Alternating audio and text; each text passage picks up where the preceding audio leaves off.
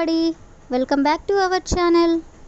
మనం ప్రతిరోజు words and sentences అనేవి యూజ్ చేస్తూ ఉంటాం. వాటిలో ఎక్కువగా యూజ్ చేసే చిన్న చిన్న సెంటెన్సెస్ని ఇంగ్లీష్లో ఏ విధంగా చెప్పాలో ఈ వీడియోలో తెలుసుకుందాం. మీరైతే వీడియోని స్కిప్ చేయకుండా చివరి వరకు చూడడానికి ట్రై చేయండి. ప్రీవియస్ వీడియోలో నేను చాలా వర్డ్స్ అండ్ సెంటెన్సెస్ అనేవి చెప్పడం జరిగింది. వాటిని మీరు ఒకసారి ప్లేలిస్ట్లోకి వెళ్ళి చూసేయండి. ఇప్పుడైతే మనం వీడియో స్టార్ట్ చేద్దామా? Let's start the video. First sentence of this video is తిన్నగా వెళ్ళు. తిన్నగా వెళ్ళు. దీన్ని మనం ఇంగ్లీష్లో గో స్ట్రైట్. గో స్ట్రైట్ అంటే తిన్నగా వెళ్ళు అని. దీన్నే మనం నెమ్మదిగా వెళ్ళు అని కూడా అంటాం. For example, go straight on this road. Go straight on this road అంటే ఈ రోడ్లో తిన్నగా వెళ్ళు అని, లేదా నెమ్మదిగా వెళ్ళు అని. నెక్స్ట్ సెంటెన్స్ ఈజ్ అర్థమైందా. అర్థమైందా. దీన్ని మనం ఇంగ్లీష్లో do you understand. Do you understand అంటే అర్థమైందా అని. అలాగే do you get it. Do you get it అంటే కూడా అర్థమైందా అనే మీనింగే వస్తుంది. అదేవిధంగా సింపుల్గా you got it.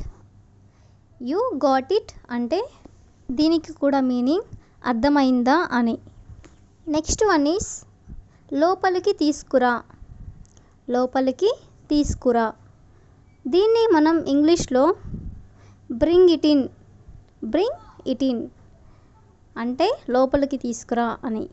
For example, bring your bag inside.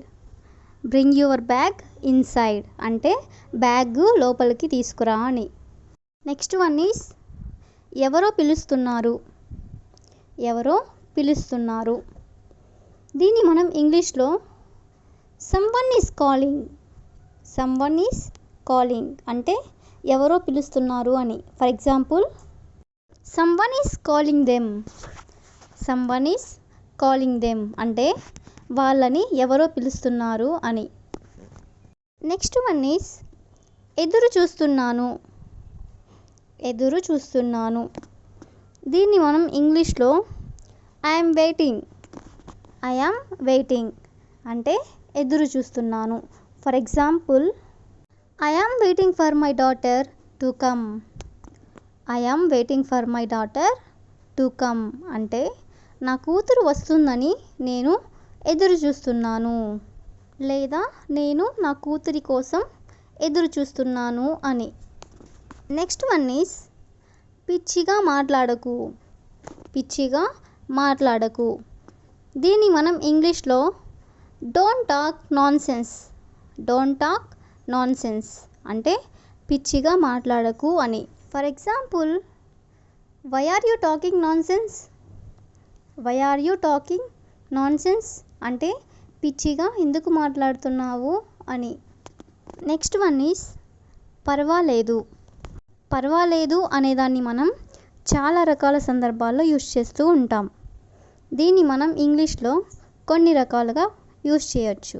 First one is never mind. నెవర్ మైండ్ అంటే పర్వాలేదు అని.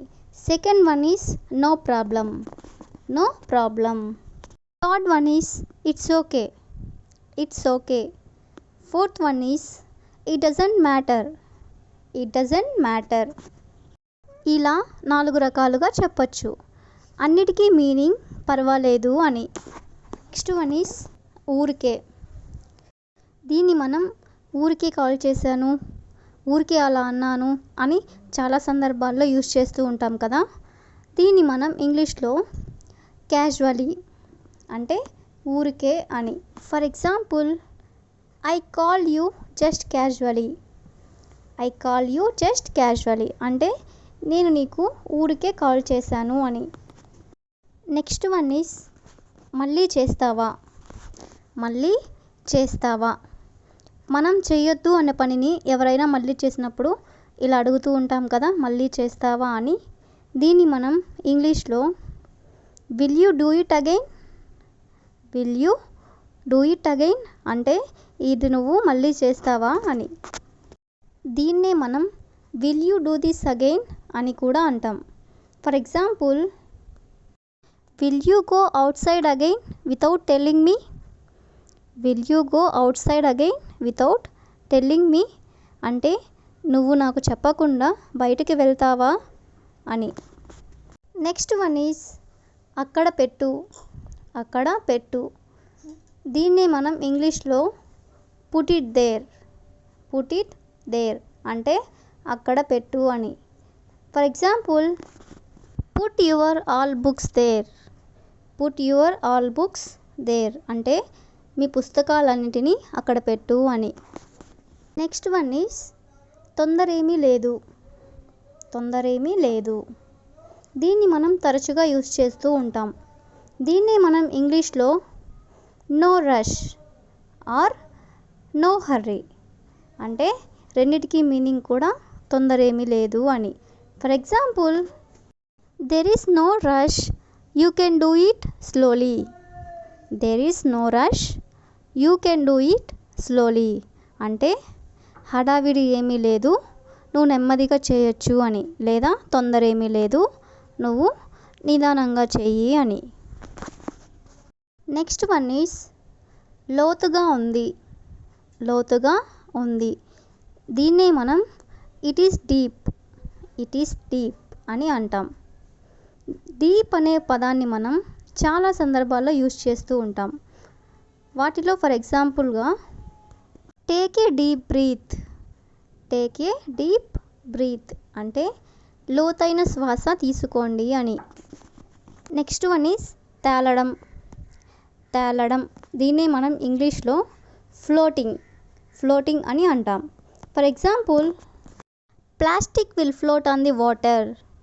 Plastic will float on the water అంటే ప్లాస్టిక్ నీటి మీద తేలుతుంది అని.